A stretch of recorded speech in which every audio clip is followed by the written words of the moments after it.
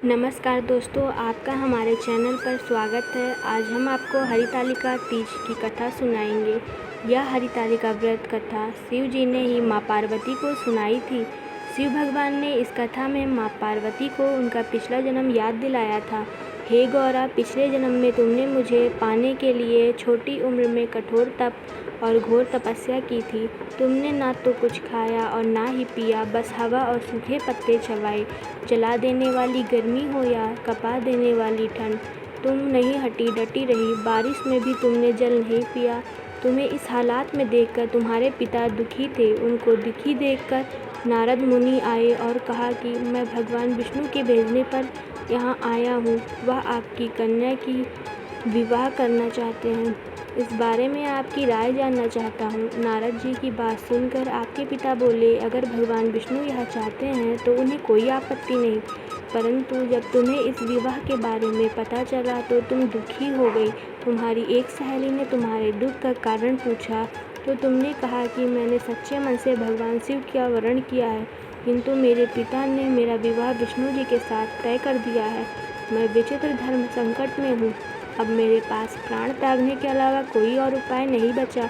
तुम्हारी सखी बहुत ही समझदार थी। उसने कहा, प्राण छोड़ने का यह कारण ही क्या है? धर्म संकट में धैर्य से काम लेना।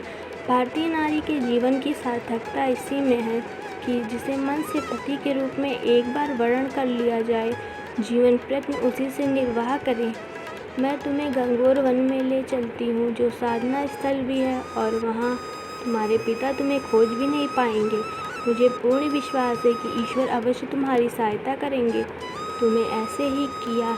तुम्हारे पिता तुम्हें घर में ना पाकर बड़े चिंतित और दुखी हुए। इधर तुम्हारी खोज होती रही, उधर तुम अपनी सहेली के साथ नदी के तट पर एक गुफा में मेरी आराधना में लीन रहने लगी। तुमने इस रेत के शिवलिंग का निर्माण किया। तुम्हारी इस कठोर तपस्या के प्रभाव से मेरा आसन हिल उठा और मैं शीघ्र ही तुम्हारे पास पहुंचा और तुमसे वर मांगने को कहा। तब अपनी तपस्या के फलीभूत मुझे अपने समक्ष पाकर तुमने कहा, मैं आपको सच्चे मन से पति के रूप में वरण कर चुकी हूँ। यदि आप सचमुच मेरी तपस्या से प्रसन्न होकर यहाँ पधारे हैं तो मुझे अपनी अर्धांगिनी के रूप में स्वीकार कर लीजिए। तब तथास्तु कहकर मैं अपने कैलाश पर्वत पर लौट गया। उसी समय गिरिराज अपने बंधु बांधवों के साथ तुम्हें खोजते हुए वहाँ पहुँचे। तुमने सारा वृत्तांत बताया और कहा, मैं घर तभी जाऊंगी अगर आप महादेव से हमारा विवाह करेंगे। तुम्हारे पिता मान गए और उन्होंने हमारा विवाह करवाया। इस व्रत का महत्व यह है कि मैं इस व्रत को पूर्ण निष्ठा से करने वाली प्रत्येक स्त्री को मनवांछित फल देता हूँ। इस पूरे प्रकरण में तुम्हारी सखी ने तुम्हारा हरण किया था, इसीलिए इस व्रत का नाम हरितालिका व्रत हो गया। इस व्रत से जुड़ी एक मान्यता यह है कि इस व्रत को करने वाली स्त्रियां पार्वती जी के समान ही सुखपूर्वक पतिरमण करके शिवलोक को जाती हैं। सौभाग्यवती स्त्रियां अपने सुहाग को अखंड बनाए रखने के लिए और अविवाहित युवतियां मन के मुताबिक वर को पाने के लिए हरितालिका तीज का व्रत करती हैं। इस दिन व्रत करने वाली स्त्रियां सूर्योदय से पूर्व ही उठ जाती हैं और नहाकर पूरा श्रृंगार करती हैं।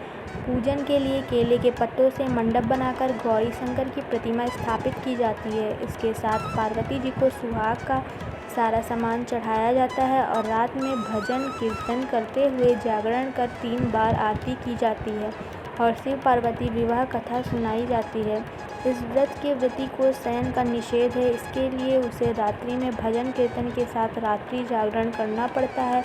प्रातःकाल स्नान करने के पश्चात श्रद्धा एवं भक्ति पूर्वक किसी सुपात्र सुहागिन महिला को श्रृंगार सामग्री, वस्त्र, खाद्य सामग्री, फल, मिष्ठान एवं यथाशक्ति आभूषण का दान करना चाहिए। रेत के शिवलिंग बनाए हैं तो उनका जलाशय में विसर्जन किया जाता है और खीरा खाकर व्रत को संपन्न किया जाता है। जो स्त्री इस व्रत को श्रद्धापूर्ण मन भाव से रखती है, उसकी मनोकामना भगवान शंकर और माता पार्वती अवश्य स्वीकार करते हैं। इसी के साथ हरितालिका तीज कथा संपूर्ण हुई। हर हर महादेव। वीडियो पसंद आई होगी तो लाइक कर दीजिएगा और शेयर कर दीजिएगा। चैनल को सब्सक्राइब कर दीजिएगा। Thank you.